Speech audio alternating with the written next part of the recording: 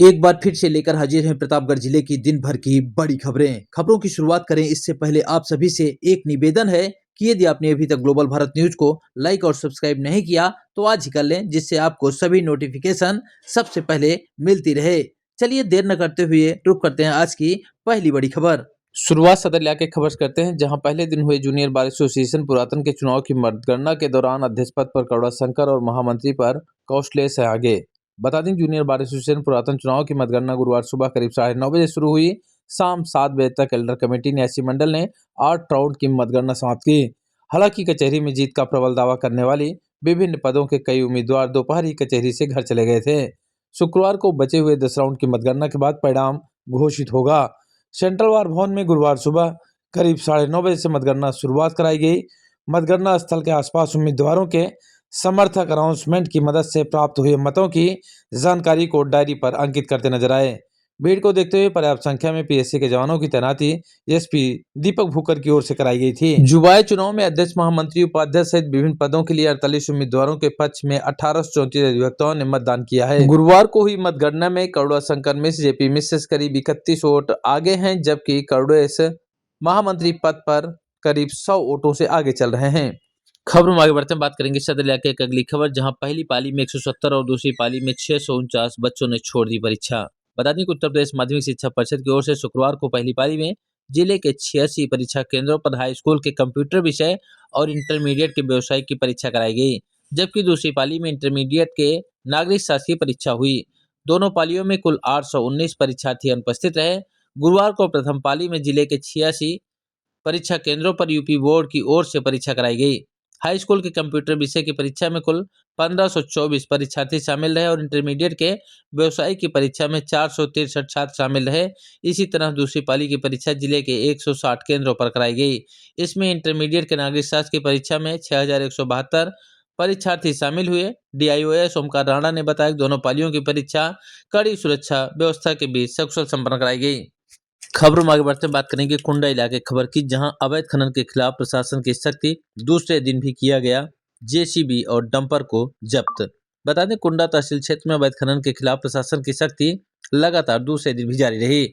उप जिलाधिकारी वाचस्पति सिंह ने पहले मौली और गयासपुर क्षेत्र में छापेमारी कर खनन कर रहे एक जेसीबी और ट्रैक्टर को सीज कराया। वहीं मानिकपुर थाना क्षेत्र में भी 2 ट्रैक्टरों को जब्त किया गया। इसके बाद गुरुवार को लेहदरी पुल के पास बालू से लदा एक डंपर पकड़ा गया। कागजातों की जांच में गड़बड़ी मिलने पर डंपर को सीज कर थाने भेज दिया गया। एसडीएम ने स्पष्ट किया है कि अवैध खनन और बिना अवैध प्रपत्रों के खनिज परिवहन किसी भी हाल में बर्दाश्त नहीं किया जाएगा। क्षेत्र में लगातार निगरानी और कार्रवाई जारी रहेगी। खबरों में आगे बढ़ते बात करेंगे संग्रामगढ़ इलाके खबर की, जहां दलितों की जमीन पर दबंगों का कब्जा, कोर्ट के स्टे के बावजूद भी चल रहा अवैध ईंट भट्ठा, पीड़ित परिवार पहुंचा एसपी कार्यालय, लगाए न्याय की गुहार। बता दें कि संग्रामगढ़ में दबंग पर 2 दलित भाइयों की पुरानी पुश्तैनी जमीन हड़पने का आरोप है।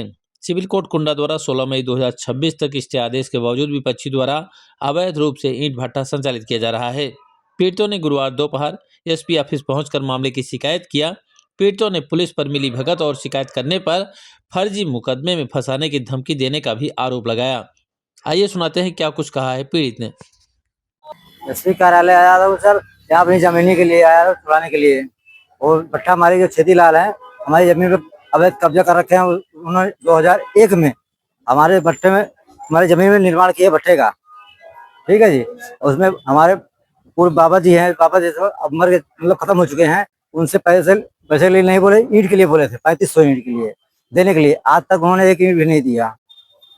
और ये मामला कब हुआ, जब 2006 में उनसे ईंट मांगने के लिए हम लोग गए, बोले कि हमको ईंट चाहिए, घर बनाना है। तो उन्होंने मना कर दिया कि तुम्हारी जमीन यहाँ पर नहीं है, तुम्हारी जहाँ जमीन हो अपना निकलवा लो जमीन।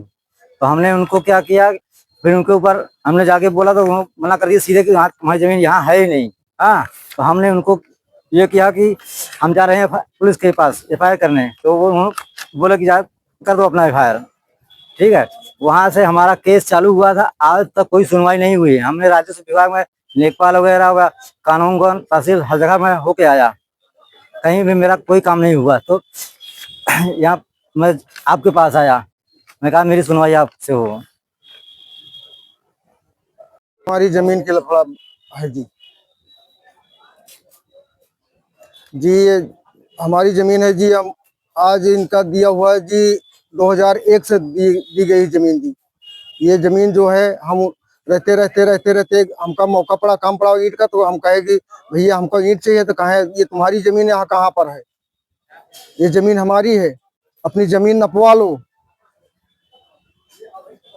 उसके बाद क्या हुआ? उसके बाद फिर ये जी जो है ना, ये हमको धमकी दे दिए, कहे कि ये जमीन तुम्हारी नहीं है, जमीन हमारी है, इसको हम नहीं मानेंगे, ये जाके अपना नपवाए जाके इसको।